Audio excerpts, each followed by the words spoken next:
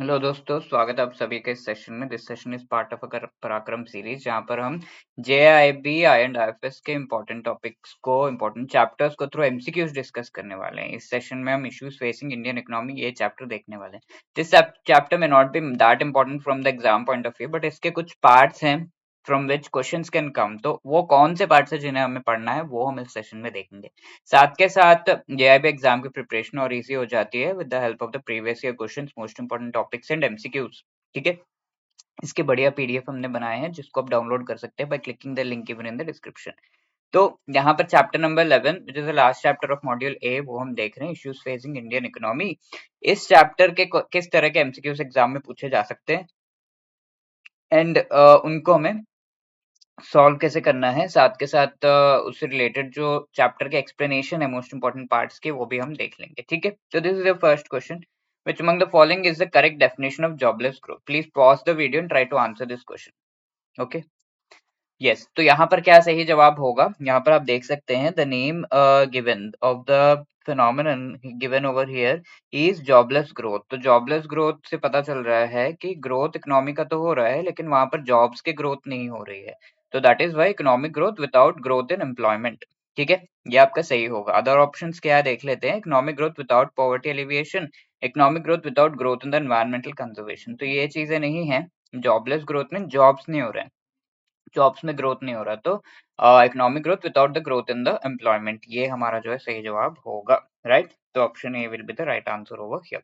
सो इसकी अगर हम बात करें, there are different issues that Indian economy is facing. Although IMF का वर्ल्ड इकोनॉमिक आउटलुक ने काफी अच्छा ग्रोथ रेट प्रोजेक्ट किया है 2025 तक, this will be running.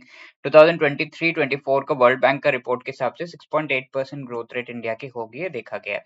Although Indian economy की ग्रोथ तो ठीक है, but there are issues like growth हो रहा है and development related, growth and development दोनों से रिलेटेड इश्यूज है।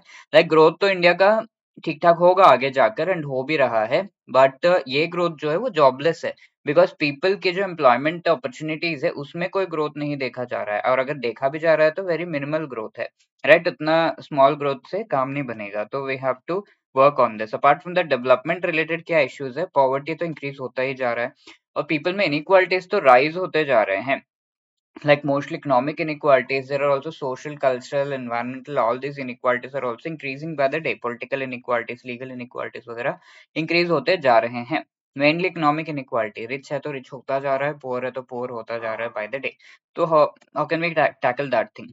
Population की अगर हम बात करें तो वो बढ़ता ही जा रहा है, and India you know is number 1 in the population terms आज के डेट में। चाइना को क्रॉस कर चुके हैं हम 2023 में। तो इसके वजह से रिसोर्सेज पे प्रेशर है, यानी कि बहुत ज़्यादा आपको जो है रिसोर्सेज हैं उनको एलोकेट करने के लिए डिफिकल्टी हो रही है। किसी को मिल रहा है तो किसी को नहीं मिल रहा है, जॉब किसी को मिल रहा है तो किसी को नहीं मिल रहा है। माइग्रेशन भी एक इश्यू है, एक जगह से दूसरे जगह लोग माइग्रेट भी करना चाहते हैं। These are the various issues that Indian economy is facing right now. Now this is another question, ठीक है, which among the following is are the structural factors due to which jobless growth in India has been hampered. ठीक है, jobless growth जो है India में हो रहा है, एंड स्ट्रक्चरल फैक्टर्स क्या हैं इसके पीछे। Right, structural factors are those factors which are the most important and which are like characteristic features of Indian economy. ठीक है, इंडियन इकोनॉमी के कुछ ऐसे फीचर्स है जो हम इकोनॉमी से अलग कर ही नहीं सकते, और ये लॉन्ग टर्म में लॉन्ग टर्म चेंजेस लाते हैं इकोनॉमी में, एंड मेजर चेंजेस लाने पर ही आप इनको चेंज कर सकते हो। ऐसे फैक्टर्स को हम स्ट्रक्चरल कहते हैं। Non structural are short term, और थोड़ा बहुत चेंजेस करके आप ये नॉन स्ट्रक्चरल फैक्टर्स को हैंडल कर सकते हैं, but structural factors you have to bring long term and major changes in your economy. ठीक है, तो यहाँ पर अगर हम देखें what are the options, please pause the video and try to answer. One, पहला क्या है, infrastructure bottlenecks, low number of labour intensive industries, forward and backward linkages, and low capital investment. तो लो कैपिटल इन्वेस्टमेंट जो है ये एक तरह का माइंडसेट है, जहां पर हम ये देख रहे हैं कि कैपिटल जो पैसा इन्वेस्ट किया जा रहा है into the economy for the growth of the industries etc, ये sufficient नहीं है। okay, because it is not sufficient, that is why we are seeing कि हमारी इकोनॉमी जो है ग्रो इकोनॉमिक टर्म्स में कर रही है, but we are not investing in increasing the jobs etcetera, तो जॉबलेस ग्रोथ हो रहा है, दैट इज वाई। तो this is a structural factor, ये एक माइंडसेट है इंडिया का जिसकी वजह से ये चीज हो रही है। Right, but apart from that we can see infrastructure bottleneck, जहां पर इंफ्रास्ट्रक्चर की कमी है, तो वो तो हम फिल कर रहे हैं धीरे धीरे, वो सही हो जाएगा। Low number of labour intensive industries, तो labour intensive industries like agriculture हो गया, टेक्सटाइल हो गया जहाँ पे वुमेन बहुत ज्यादा एम्प्लॉयड होते हैं, कंस्ट्रक्शन हो गया, इनका ग्रोथ तो हम धीरे धीरे कर ही रहे हैं। साथ के साथ फॉरवर्ड एंड बैकवर्ड लिंकेजेस को और भी ज्यादा बेटर बनाने के लिए, फॉर एग्जाम्पल प्रोडक्ट्स बना दिए हैं एमएसएमईज ने, बट उन्हें मार्केट में लेके जाना है, वहां पर एक्सपोजर मिलना है, तो इन चीजों से रिलेटेड एक्टिविटीज हम कर ही रहे हैं। तो these are non structural factors which can be handled. ये स्ट्रक्चरल फैक्टर हैंडल करने के लिए माइंडसेट में चेंजेस लाने पड़ेंगे, capital investment into this specific industries जहां पर लेबर इंटेंसिव इंडस्ट्रीज है वो बढ़ाना पड़ेगा। These things are there, so that is a structural factor, that is why D will be the right answer। ठीक है, अब क्या है यहाँ पर main aspects of jobless growth. Firstly if you see growth का रेट तो हाई है, एम्प्लॉयमेंट का ग्रोथ जो है वो ज्यादा देखा नहीं जा रहा है, इकोनॉमिक ग्रोथ का है ठीक है। लेबर फोर्स पार्टिसिपेशन रेट अगर हम देखें as per the census 2011 which is the latest one, 2.23% growth है उसमें। Employment growth rate 1.4% which is really less. What are the causes? Structural non structural है, जैसा मैंने आपको बताया।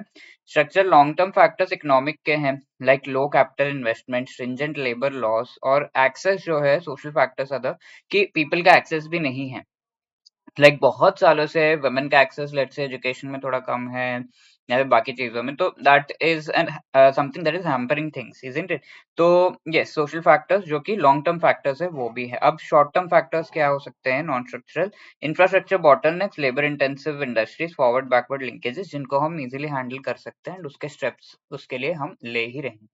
Also there are issues like poverty, inequality. अगर हम planning commission की रिपोर्ट देखें 2011-12 की, तो इंडिया में जो पुअर पीपल हैं, राइट, उनका परसेंटेज कुछ इस तरीके से, अर्बन एरियाज में कम बट रूरल एरियाज में ज्यादा।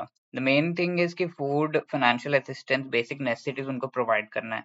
Also there is rising inequality. 2022-23 के रिपोर्ट्स अगर हम देखें तो वर्ल्ड इनइक्वालिटी रिपोर्ट के हिसाब से यू कैन सी कि जो टॉप 1% वेल्थ है, टॉप 1% पीपल है, उनके पास 33% ऑफ द एंटायर वर्ल्ड का जो वेल्थ है वो अवेलेबल है 1% पीपल के पास। तो ये बहुत ही हाई इनइक्वालिटी है।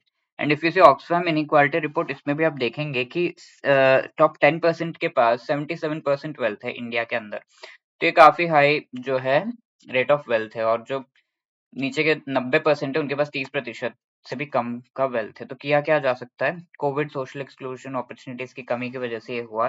तो we can just go for inclusive growth, health, education को बढ़ाना है, रिसर्च एंड डेवलपमेंट बढ़ाना है, एंड पीपल को और भी ज्यादा जॉब्स वगैरह प्रोवाइड करने। साथ के साथ इंक्लूसिव ग्रोथ का पार्ट होगा कि हम जो रिच पीपल है उनसे ज्यादा टैक्स ले, पुअर पीपल को ये टैक्स से जो है बेटर टैक्स ब्रेक्स वगैरह दे। जैसे रिसेंटली अपने गवर्नमेंट ने भी जो ब्रैकेट है न्यू टैक्स रेजीम में, उसको बढ़ा दिया है कि 12 लाख तक जिसका भी रहेगा, 12,50,000 तक, they will not be required to pay any tax. ठीक है, तो that is the thing. Which among the following is are the effects of in migration? ठीक है, कोई माइग्रेट करता है into particular area, for example Shimla है, उसमें लोग माइग्रेट कर रहे हैं, लोग एटलीस्ट वहां पर घूमने आ रहे हैं, बहुत ज्यादा लोग कंटिन्यूसली आते रहते हैं, तो इसका इफेक्ट्स क्या है ये पूछा गया है। Okay, so pause the video and try to answer. Over exploitation of resources, soil degradation, water degradation, तो तीनों ही चीजें हैं। रिसोर्सेज बहुत ज्यादा एक्सप्लॉयट हो रहे हैं शिमला में, रिसोर्सेज अब लोकल पीपल तो बचे ही नहीं वहां पे सर, टूरिस्ट ही है उनको सर्व करने वाले, बस यही बचा हुआ है। तो दैट इज वाई रिसोर्सेज की कमी की वजह से लोग वहां पे रह नहीं पा रहे हैं। सॉइल वाटर तो डिग्रेड हो ही रहा है बाय द डे। शिमला में पहले बर्फ पड़ती थी, आजकल कभी पड़ रही नहीं पड़ रही, ऐसा हो रहा है। तो that is one thing, this is just an example. So all the three are the effects of in migration, तो 1, 2 and 3, D will be the right answer. ठीक है, अब माइग्रेशन भी एक बड़ा इफेक्ट है, एक बड़ा फैक्टर है जिसकी वजह से इश्यूज है इंडियन इकोनॉमी में।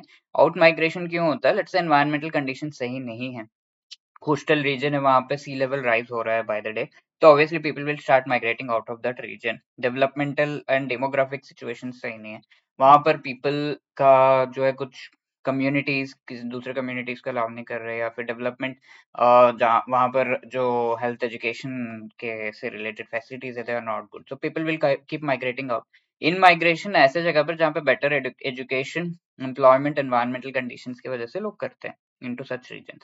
अब इन चीज़ों की वजह से हम ये देख सकते हैं कि क्या इश्यूज आ रहे हैं। एक तो ओवर एक्सप्लॉयटेशन रिसोर्सेज का, जो लोग भी दूसरी जगह माइग्रेट कर रहे हैं, सॉइल एंड वाटर डिग्रेड हो ही रहा है, isn't it? What can be done? Solution क्या है? पुश फैक्टर्स जो माइग्रेशन के हैं, लाइक विलेजेस से मेनली वो सिटीज में जा रहे हैं, तो that is a push factor for them. तो वो टैकल करना है। जो विलेजेस है वहां पर भी बहुत बढ़िया एग्रीकल्चर के फैसिलिटीज एंड जो मशीनरी है प्रोवाइड करना है, एंड फार्मर्स को एग्रीप्रेन्योर्स बना रहा है, यानी कि they should be able to gain profit, think about it and all.